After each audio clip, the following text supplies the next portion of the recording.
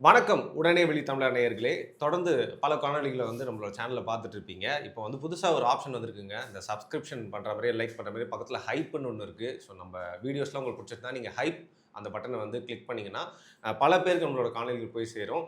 இன்னைக்கு நம்ம கிஷோர் கே. சாமி அவர்களோட இணைந்திருக்கிறோம். குறிப்பா பார்த்தீங்கன்னா, சில பேர் பசுமாடு கிட்ட பால கறப்பாங்க. சில பேர் காளமாடு கிட்ட கறப்பேன்னு சொல்லிட்டு திமிரா சொல்லுவாங்க. மாட்டு சிலை கிட்ட இருந்தே பால் கறக்கும் விதமா கிஷோர் கே. சாமி அவர்கள் தன்னுடைய இடம்பலம் சேனல்ல தொடர்ந்து ஸ்டாலின் அவர்களுடைய உடல்நிலை பத்தி காணொலிகளை பதிவிட்டு இருக்கிறாரு. வணக்கம் கிஷோர் கே. சாமி. வணக்கம். அது ரெமோ படத்துல சிவகார்த்திகேயன் நர்ஸ் வேஷம் போட்டுருப்பாராமே, அந்த மாதிரி ஏதோ ட்ரெஸ் எடுத்திருக்கீங்களாமே கோடம்பாக்கத்துல இருந்து? நர்ஸ் வேஷம் போட்டு ஹாஸ்பிடலுக்குள்ள போலாம்னு பாக்குறீங்களாமே? லேம்ப் போஸ்டுக்கு புடவை சுத்தினானே திமுக காரன் வாசி பார்ப்பான். இதுல நர்ஸ் வேஷம் போட்டு சும்மா விடுவானுங்களா? எனக்கு ஆசை, நீங்க நர்ஸ் வேஷம் போடணும், அப்போலோ ஹாஸ்பிடல்ல போகணும், திமுக காரங்க உங்களை கண்டுபிடிக்கணும் அப்படிங்கிறது என்னோட ஆசை. கை வைக்கிறது இடுப்பு கூட கிடையாது எனக்கு. ஏன்னா சரியா, இப்ப என்ன விஷயம் அப்படின்னா, நைஸா உங்களை அப்படியே சிம்ரன் கூட கம்பேர் பண்ணிட்டீங்க. அதெல்லாம் ஏங்க நான் பண்ண போறேன்.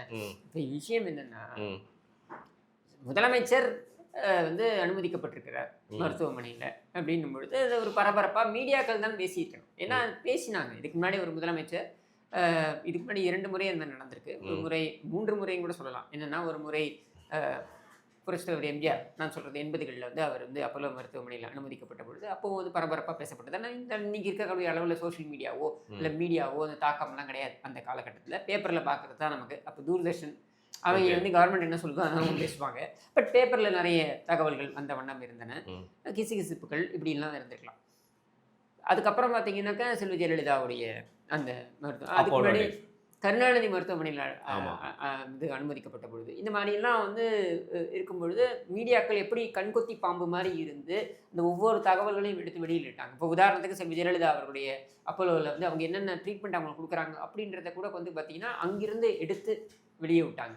இதில் நிறைய பேர் என்னென்ன பேசுவாங்கன்னா, அப்போலோவில் வேலை செய்யக்கூடிய அங்கே ஒரு ஊழியராக வேலை செய்யக்கூடியவர் என்னுடைய ஒன்று விட்ட அம்மா, ஆமா, ஒன்று விட்ட தங்கையோடைய, ஒன்று விட்ட அம்மான்னு சொல்லிட்டு, ஒன்று விட்ட தங்கை, அதெல்லாம் திமுக வழிமுறை. 1 விட்ட அம்மா 2 விட்ட அம்மாலாம்.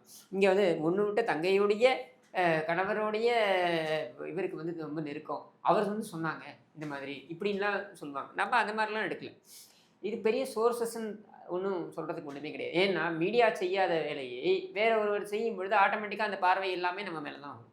நாமளாக போய் இதை விரும்பி இது சொன்னால் இந்த வியூஸ் வரும் அப்படின்னு நம்ம பார்க்கல. இது வியூஸ்க்காக பண்ணதும் கிடையாது. ஜெயலலிதா அவர்கள் மருத்துவமனையில் இருந்த பொழுது என்னெல்லாம் பேசப்பட்டது நீங்கள் அந்த காலகட்டத்திலேயே எடுத்தீங்கன்னாக்க, நான் ஒரு கேஸ் போட்டிருக்கேன். ஜஸ்டிஸ் மாலா அவங்களுடைய பெஞ்சில் தான் அது வந்துச்சு.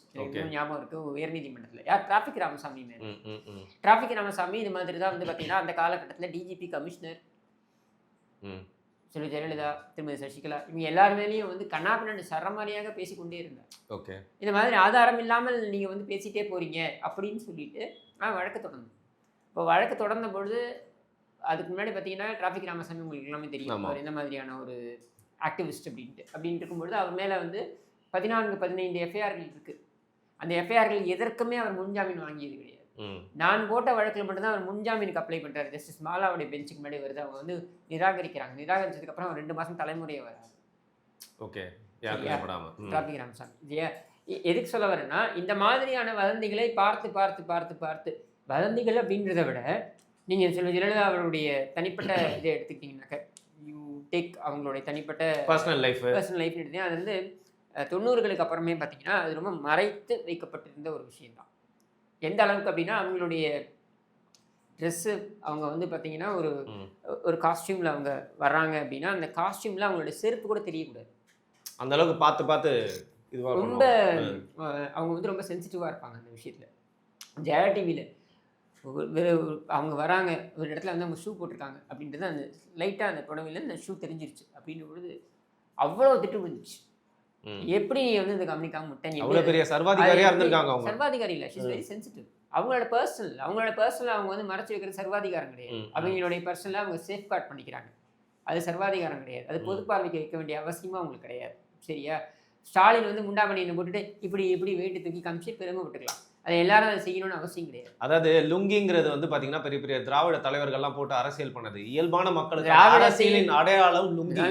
திராவிடமே ஒரு அழுக்கு லுங்கி தான். அப்படின்ற அளவுக்கு நீங்க கொண்டு வந்து நிறுத்திட்டீங்க. ஏங்க, சரியா? எனக்கு என்ன புரியலன்னா, முதல்வரோட குடும்பத்தினர் வந்து உங்களோட வீடியோவை பார்த்து சில விஷயங்கள்லாம் வந்து என்ன நம்மளுக்கே தெரியாது. இவர் ஏதோ வந்து தொடர்ந்து உட்கார்ந்து 10 அப்டேட் ஒரு நாளைக்கு குடுத்துட்டு இருக்காரு. ஒருவேளை இவர் சொல்றது தான் உண்மைன்னு அவங்க குடும்பத்துக்குள்ளேயே ஒரு குழப்பத்தை ஏற்படுத்தியிருக்கீங்களே. இல்ல அப்படி கிடையாதுங்க. நான் ஒரு முதல்வர் காணொளிக்காக நீங்க எவ்ளோ இல்ல இறங்கிருக்கீங்க இல்லங்க. நான் பாருங்க. இறங்கலங்க. ஆ. நான் இறங்கல. நான் இறங்கினா இன்னும் இன்னும் இதுவா கேவலமா கேட்கலாமே. நீ என்ன ம். லுங்கி திராவிடத்தின் அடையாளம்னா, உள்ள பட்டாப்பட்டி போட்டுருக்கானா, ஜட்டி போட்டுருக்கானான்னு தூக்கி பார்ப்பியா? அடுத்தது இந்த கேள்வி வரும்ல. ஏங்க, இதெல்லாம் வந்து அதாவது நீங்க தான் வந்து ரொம்ப கேவலமா இறங்கியிருக்கீங்க. சரியா? நாங்க என்ன பார்க்குறோம்? முதலமைச்சர், நாட்டின் முதலமைச்சர். நம்ம எல்லாருக்கும் முதலமைச்சர் அவர் தானே. அப்ப அவருடைய உடல்நிலை குறித்த தகவல்கள் அப்படின்னு வருது அப்படின்னா, அந்த தகவல்களை எந்த அளவுக்கு நம்ம நாகரீகமா அத வெளிப்படுத்த முடியுமோ, அந்த அளவுக்கு நாகரீகமா வெளிப்படுத்தணும். ஏதாவது ஒரு இடத்துல வன்மத்துடன் நான் பேசியிருக்கேன் நீங்க காமிக்க முடியுமா? என்னுடைய காணொளிகளை எடுத்து பாருங்க. எனக்கு அந்த குடும்பத்தின் மேல கடுப்பு இருக்கு, எரிச்சல் இருக்கு. எனக்கு அந்த குடும்பத்த பார்த்தாலே பிடிக்காது. சரியா? அது வேற விஷயம். ஆனா, எங்கேயாவது வன்மம் இருந்திருக்கா? இந்த இந்த முதலமைச்சருடைய மருத்துவமனையில இருக்கக்கூடிய அனுமதிக்கப்பட்டிருக்கின்ற அல்லது இருக்கக்கூடிய அந்த காலகட்டங்கள்ல இருக்கக்கூடிய ம். அந்த இது சம்மந்தப்பட்ட காணொளிகள்ல எங்கேயாவது நீங்க வன்மத்த பார்க்க முடியுமா? பார்க்க முடியாது. நான் பார்த்தேனே, நான் பார்த்தேன். நீங்க அதாவது சிசிடிவி கேமரா இருக்கான். 4வது ஃப்ளோர்ல இருக்காராம். சிசிடிவி கேமரா ஆஃப் பண்ணி வச்சுட்டாங்க அப்படின்னு ஆமா. சொன்னீங்க. உங்களுக்கு என்ன முதல்வர் அப்படியே பெட்ல படுக்க வச்சு full and full 24 hours coverage பண்ணி உங்களுக்கு லைவா போட இந்த முடியும். எதிர்பார்ப்பை நேரலையா போட முடியும் இந்த உங்களுக்கு. எதிர்பார்ப்பை அவர்கள் வைத்ததன் காரணமாகத்தான் இப்ப இன்னைக்கு கூட ஒரு 20 நொடி 22 நொடி சரியா 22 நொடி சரி. காணொளி. ம். 22 நொடியில 4 ஃபைல சைன் பண்றாராம். அப்படியே கனிமொழிக்கு இன்ஸ்ட்ரக்ஷன் கொடுக்குறாராம். இந்த 22 நொடியில நீ கொடுத்துருவியா எல்லாமே? பெருசா இருந்திருக்கும் 22 நொடிகள் கட் பண்ணி ஏன் காட்டுறாங்க ஏன் கட் நமக்கு. பண்ணீங்க? ஏன் கட் பண்றீங்க? அப்ப காமிக்காதீங்க. அப்ப நீங்க காமிக்கிறதோட காரணம் என்னன்னா, அவர் எல்லாம் நார்மலா தான் இருக்குன்னு. நாங்களும் அவர் வந்து நாங்க வந்து என்ன சொல்றோம்? அவர் சிகிச்சைக்கு போறதுக்கு முன்னாலேயே அப்நார்மல் தான் நாங்க சொல்லிட்டு இருக்கோம். கிஷோர் அவர்களே, அவர் ரீல்ஸோட காலம், ஷார்ட்ஸோட காலம் இது. சும்மா சுருக்கமா வெட்டி போட்டா தான் அது மக்கள் மத்தியில பரவும். திமுக அதற்கு ஒரு அதுதாங்க உத்வேகம் நான் வரும். சொல்றேன். அப்போ எடப்பாடி பழனிசாமிக்கு ஒரு நடுக்கம் ஏற்படும் அப்படிங்கறதுக்காக சொல்றேன். டப்புன்னு பரப்பறதுக்காக அந்த காணொளி ஆளுக்கு நடுக்கம் ஏற்பட்டு மருத்துவமனையில கொண்டு போய் அனுமதி ஆனாங்கன்றது வேற விஷயம். நம்ம அதுக்குள்ள போக வேண்டாம். சரியா? இப்ப கேள்வி என்ன அப்படின்னா, நீங்க ஷார்ட்ஸ் போடுங்க. ஆனா முதலமைச்சர் ஷார்ட்ஸ் போட்டிருக்காரு. அது திராவிடத்தின் அடையாளம்னு கொண்டு வராதீங்க. அதை கொண்டு வருவீங்கன்னா, அப்ப நாங்களும் இந்த கேள்வியெல்லாம் கேட்போம். சரியா? இப்ப ரொம்ப சிம்பிளா தான் நம்ம சொல்றேன். இப்ப முதலமைச்சருக்கு இது குடுத்துருக்காங்க.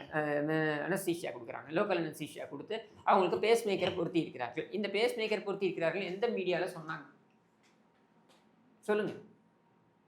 ஒரு முதலமைச்சருக்கு தப்பு இல்லையே, ஒரு சொல்லலாமே. முதலமைச்சருக்கு இது பேஸ் Pacemaker மேக்கர் வைக்கிறாங்க, பொருத்துறாங்க அப்படின்னா, அது ஒரு அறுவை சிகிச்சை தேவைப்படுகிறதா? இந்த அறுவை சிகிச்சை காலம் என்பது 1 மணி நேரம் இருக்குமா?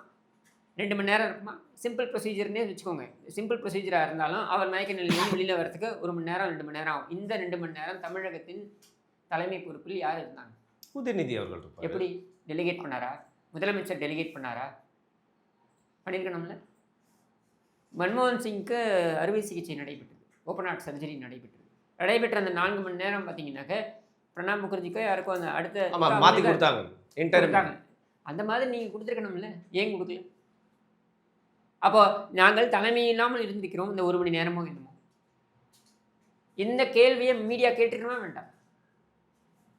இப்போ எனக்கு என்ன கஷ்டமா இருக்கு அப்படின்னா, முதல்வர் அவர்கள் கண்டிப்பா பூர்ண குணமடைய போறாரு. அவர் ஹாஸ்பிட்டல் விட்டு வெளில வர போறாரு. அதற்கப்புறம் கிஷோர் கேசாமி என்ன பண்ணுவார்? தொடர்ந்து வந்து ஹாஸ்பிட்டல் அப்டேட் 1, அப்டேட் 2 சும்மா போட்டுக்கிட்டே இருக்கீங்களே. திருப்பி அந்த தலைய பிச்சுக்க போறீங்க. இல்லைங்க, அது நான் ஏங்க தலையை பிச்சுக்கணும்? உங்களுக்கு தான் நீங்க ஒரு அடிக்ட் ஆயிர போறீங்க. எனக்கு எனக்கு கஷ்டமா இருக்கு இதை நினைச்சா. நான் ஏங்க தலையை பிச்சுக்கணும்? சரியா? உங்க மேல தலையில கேர்ல இருக்க பேசிட்டு இருக்காங்க. தலையில இருக்க விக்க திருப்பி மாட்டிப்பாரா இல்ல கழட்டி வைப்பாரான்றத பத்தி யோசிக்க வேண்டியது ஸ்டாலின். இதோ இப்ப யார் எப்படி எடுத்துட்டு வந்த பாத்தீங்களா? உங்களுக்குள்ள இருக்க வன்மத்தை, இது விஷ ஒண்ணுமே வன்மத்தை கிடையாது. எப்படி இது எடுத்துட்டு என்னங்க வந்தீங்க? இது? நீங்க தலையை பிச்சுப்பீங்கன்றீங்க. நான் தலையை பிச்சுக்க வேண்டிய அவசியம் இல்லைங்க. எனக்கு தலைமுடி எப்படி இருக்கோ அப்படியே இருந்துட்டு போட்டோம்னு நான் இருப்பேன். எனக்கு ஒன்றும் பிரச்சனை கிடையாது. சரியா? இதுல வன்மமும் கிடையாது. ரொம்ப லைட் சென்ஸ்ல தானே நான் சொல்றேன். இப்போ நீங்க ஹாஸ்பிட்டல்ல வெளில வந்தா நீங்க என்ன பண்ணுவீங்கன்னா, திரும்பி அந்த குடும்பத்தை வண்டியா திட்டுவேன். என்ன பேச்சு இது? பார்க்கறவன் வந்தாண்டையா? பார்க்கட்டும். ஆமாங்க. என்ன இது? ஆமாங்க. ஒரு 4 தலைமுறைகளாக 5 தலைமுறைகளாக இந்த மாநிலத்தையே சுரண்டி தின்கின்ற ஒரு கும்பலை வேற என்ன சொல்லுவீங்க? பரம்பரையாக திருட்டை ஒரு குலத்தொழிலாகவே மாற்றி வைத்திருக்கின்ற ஒரு கும்பலை வேற என்ன சொல்லுவீங்க? நான் அதான் சொல்லுவேன். நான் அப்படித்தான் பேசுவேன். அதாவது உலகத்தை அறியாத ஆந்தை வந்து என்ன பண்ணுச்சான், மாலையில சூரியன் மறைஞ்சோன்னே திருப்பியும் உதிக்கவே உதிக்காது அப்படின்னு ஃபுல்லா வாழ்க்கை ஃபுல்லா இரவா இருக்க போதே அப்படின்னு நினைச்சு வந்து சந்தோஷத்துல இருந்துச்சான். அது அப்பேற்பட்ட ஒரு ஏமாந்த ஆந்தையா நீங்க மாறிடக்கூடாதுன்னு பேசிட்டு இருக்கேன். அப்படிப்பட்ட ஏமாந்த ஆந்தை வந்து இன்றைக்கு அப்போலோவில் அனுமதிக்கப்பட்டிருக்கிறார். அவர் தான் சொல்லிக் கொண்டிருக்கிறார். 2031 நாங்கள் தான் வருவோம். 2026 மட்டும் இல்லை, 2031 நாங்கள் தான் வருவோம், 2036 நாங்கள் தான் வருவோம், 41 நாங்கள் தான் வருவோம் அப்படின்னு சொல்லிட்டு இருக்கிற ஆந்தை யாருன்னு நீங்களே பாருங்க. அரசியல்வானில் தன்னுடைய சாதனையை சொல்லி வாக்கு சேகரிக்கிறாரா? இன்னைக்கு கூட எதிர்கட்சி தலைவர் போய் கேட்கிறாரு, மக்களை போய் சந்திக்கிறார். என்ன, மக்களை காப்போம், தமிழகத்தை மீட்போம் அப்படின்னு போய் சந்திக்கிறார். அந்த அந்த இடத்துல நீங்கள் பார்த்தீங்கன்னாக்க நீங்கள் என்ன முதல்ல அவர் என்ன சொல்கிறார்? விமர்சனங்களை வைக்கிறார். ஒரு எதிர்க்கட்சி தலைவர் அரசாங்கத்தின் மீதான விமர்சனங்களை வைத்தாக வேண்டும். ஆனால் அதற்கு முன்னர் தன்னுடைய ஆட்சியின் சாதனைகளை அவர் பட்டியலிடுகிறார். இந்தந்த மாவட்டத்தில், இந்தந்த பள்ளிக்கூடத்துலேருந்து, இந்தந்த கல்லூரியிலேருந்து நான் கொடுத்தேன், நீ கொடுத்தியா, நீ பண்ணையா அப்படின்னு கேட்கிறார். நீங்கள் சொல்லுங்கள், 4.5 ஆண்டுகள் ஆட்சியில் இருந்து மிகச்சிறப்பான ஆட்சியை கொடுத்ததாக தம்பட்டம் அடித்துக் கொள்கின்ற அரசாங்கம் தன்னுடைய சாதனைகள் என்ன அப்படின்னு எங்கேயாவது போய் சொல்கிறாங்களா? இவங்களுடைய பிரச்சாரம் முழுக்க முழுக்க என்ன இருக்குது? அமித்ஷா, மோடி தவிர்த்து வேற என்ன இருக்குது இவங்களுடைய பிரச்சாரத்தில்? தவிர்த்து இவங்களுடைய கூட்டணி கட்சிகளுடைய பிரச்சாரத்தில் என்ன இருக்குது? ஒரு சிறப்பான ஆட்சிக்கு நாங்கள் துணை நின்றோம் என்று இந்த கூட்டணி கட்சிகளான காங்கிரஸ், கம்யூனிஸ்ட், விசிகா, மதிமுக இவர்கள் சொல்ல முடியுமா? குறைந்தபட்சம் IUML எடுத்துக்கோங்க, சொல்ல முடியுமா? இந்த இஸ்லாமிய சமூகத்தினர் வந்து அதிகப்படியாக பாதிக்கப்பட்டது இந்த ஆட்சி காலத்தில் தான் அப்படின்னு அவங்களுடைய இயக்கங்களே, இஸ்லாமிய இயக்கங்களே சொல்கின்றன. நேற்று போய் சந்திச்சிருக்காங்க, ஒரு 24 இயக்கங்கள் நேற்று போய் சந்திச்சிருக்காங்க. யாரை? காங்கிரஸ் தலைவர் செல்வ பெருந்தகையை போய் சந்திச்சிருக்காங்க. சந்திச்சு என்ன சொல்லியிருக்காங்க? அவங்க மனக்குமுறல்களையெல்லாம் வெளிப்படுத்தியிருக்காங்க. என்னன்னு சொல்லியிருக்காங்க? எங்களுக்கு வந்து பாதுகாப்பே இல்லை அப்படின்னு சொல்லிட்டு, எங்களுக்கு நிறைய வாக்குறுதிகளை கொடுத்து அதை நீங்கள் செய்யவில்லை அப்படின்றத சொல்லியிருக்காங்க. ஏன் சொல்கிறாங்க? அப்போ இந்த ஒரு இயக்கம் இருக்கு இல்லையா, இவங்க கூட பயணிக்கக்கூடிய இந்த 13 கட்சி இயக்கமாக இவர் பெருமையாக சொல்கிறாரு இல்லையா, 2019 எங்களுடன் பயணிக்கிறார்கள். எதற்காக பயணிக்கிறீர்கள்? 21 வரைக்கும் நீங்கள் பயணித்தீர்கள், நியாயம். ஏன்னா இந்த ஆட்சியை கொண்டு வர வேண்டும், இந்த அப்பொழுது இருந்த ஆட்சியை அகற்ற வேண்டும் என்பதற்காக நீங்கள் கொண்டு வந்தீர்கள். அது நியாயமான ஒரு அரசியல் கூற்றாக நம்மால் பார்க்க முடியும். மக்கள் சிந்தனையில் மக்களுடைய நல்லது நடக்கணும் அப்படின்றதுக்காக இந்த ஏற்கனவே இருந்த ஆட்சியை விட ஒரு சிறப்பான ஆட்சியை கொடுக்க முடியும் என்ற எதிர்பார்ப்பில் நீங்கள் அதை செய்தீர்கள், நம்பிக்கையில் அதை செய்தீர்கள்னு எடுத்துக்கலாம். அதற்கப்புறம் நீங்கள் மனசாட்சியோடு சொல்லுங்கள், இங்கே சிறப்பான ஆட்சி நடந்து கொண்டிருக்கிறதா? சொல்ல சொல்லுங்க அவங்கள. இல்லை, விமர்சனம் செய்யறதுக்கு ஒரு அளவீடு இருக்குன்னு சொல்ல வரேன், வேற எதுவும் சொல்லலாம். நான் மனித மாண்பு அப்படிங்கிறதுக்கு ஒரு இலக்கணமா வந்து பாத்தீங்கன்னா, அரசியல்ல நேரெதிர் துருவங்களா இருந்தாலும் சீமான் அவர்கள் ஸ்டாலின் அவர்களை போய் அன்பு நிறுத்தமா சந்திக்கிறாரு. அரசியல்ல அவர் மாண்பு காக்குறாரு. யூடியூப்ல வந்து பாத்தீங்கன்னா நேரெதிர் துருவம் இருந்தாலும் சாட்டை துருவம் முதல்வருடன் என்னையோட இனிய தருணம் அப்படின்னு சொல்லிட்டு காணொலி போடுறாரு. ஆனா அரசியல்ல வந்து பாத்தீங்கன்னா அநாகரிகமா எடப்பாடி பழனிசாமி உருட்டுகளும் உலர்களும் சொல்லிட்டு அவரே உருட்டிட்டும் உளறிட்டும் இருக்காரு. யூடியூப்ல கிஷோர் கே சாமி வந்து எடப்பாடி பழனிசாமியோட வேலையை பாக்குறாரு. உளறல்களும் சீமான் பார்த்து கத்துக்கோங்க. நாங்க கத்துக்க வேண்டிய அவசியமே கிடையாதுங்க. சீமான் வேணா அவர் இறங்கி போய் அவருடைய பெரிய மனிதத்தனத்தை அவர்களிடம் காண்பிக்கலாம், சரியா? எங்களை பொறுத்த வரைக்கும் எடப்பாடி பழனிசாமி என்ன சொன்னாரு அன்னைக்கு, இவர் அனுமதிக்கப்பட்ட பொழுது, மருத்துவமனையில் அனுமதிக்கப்பட்ட அந்த காலத்திலேயே அவர் என்ன சொன்னாரு? நாங்கள் வந்து கண்டிப்பாக நீங்கள் எல்லோரும் சேர்ந்து நம்ம முதலமைச்சருக்காக பிரார்த்திப்போம் சொன்னாரா இல்லையா? அதுக்கப்புறம் அன்னைக்கும் அதுக்கு அடுத்த நாளும் பை பை ஸ்டாலின் என்று சொல்லக்கூடிய அந்த வாசகத்தை தவிர்த்தார். இவ்வளவுதான் நாகரிகத்தை காமிக்க முடியும். இதுக்கு மேலே நாகரிகத்தை எங்களிடம் எதிர்பார்க்காதீர்கள். ஏனென்றால் நாகரிகம் என்பதை பற்றி பேசுவதற்கு தகுதியே உங்களுக்கு கிடையாது. தகுதியற்ற நபர்களுக்கு நாங்கள் நாகரிகத்தை ஒரு அளவுக்கு மேலே காண்பிக்க வேண்டிய அவசியம் கிடையாது. இதுவே பெரிய விஷயம். அந்த பாய் பைன்ற வார்த்தையை கேட்டுதான் அவருக்கு வந்து ஒரு மாதிரி கொஞ்சம் உடம்பு சரியில்லாம போயிருக்கும் அப்படின்னு நினைக்கிறேன். ஆமா, பாய் பாய் ஸ்டாலின் அப்படிங்கிற ஊரே சொல்லுது. பாய் பாய் சொல்லுவீங்க, நாளைக்கு குட் பை சொல்லுவீங்க. கொஞ்சம் கூட வந்து நாங்க ஏன் குட் பை சொல்லணும்? மனசுல ஈரமே இல்லாத கேம்பெயின் பண்ணாதீங்க. மனசுல ஈரம் இருக்கிறதுனாலதான் அந்த 2 நாள் சொல்லல. நீ அதுக்கப்புறம் வீடியோ போட்டு நீ தான் கான்ஃபரன்சிங் கொடுத்து எல்லா அப்படியே, அதாவது 4.5 ஆண்டுகளாக வெளியில இருந்து எதையும் கேட்டலையா, ஆனா மருத்துவமனையில போய் உட்காந்து இந்த 4 நிமிடத்துல இவர் கேட்டிட்டாராம். இதை வந்து இந்த வதந்தியை பரப்புறது யாரு? நீங்க தான் பரப்புறீங்க. ஸ்டாலின் வந்து திறம்பட செயல்படுகிறாருன்னு வதந்தியை பரப்புறது நீங்க. எங்களுக்கு தெரியாத ஸ்டாலினோட திறமை. நல்லா இருக்கு, நல்ல நாள்லே நீ திறனாயகம், இதுல நீ அப்படியே ஹாஸ்பிட்டலுக்கு வந்து அறுத்து கிழிச்சிருவியா? எங்களுக்கு தெரியாதா உங்க அதை?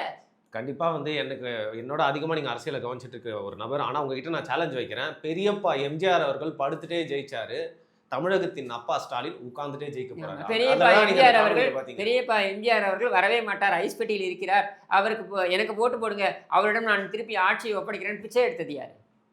உங்க அப்பா. சரி, உங்களுக்கு அப்போல இருந்து ஏதோ சோர்சஸ் வந்து ஏதோ மெசேஜ் அனுப்பிட்டு இருக்காங்க, பார்த்து அடுத்த வீடியோ போடுங்க. மிக நன்றி, மிக நன்றி.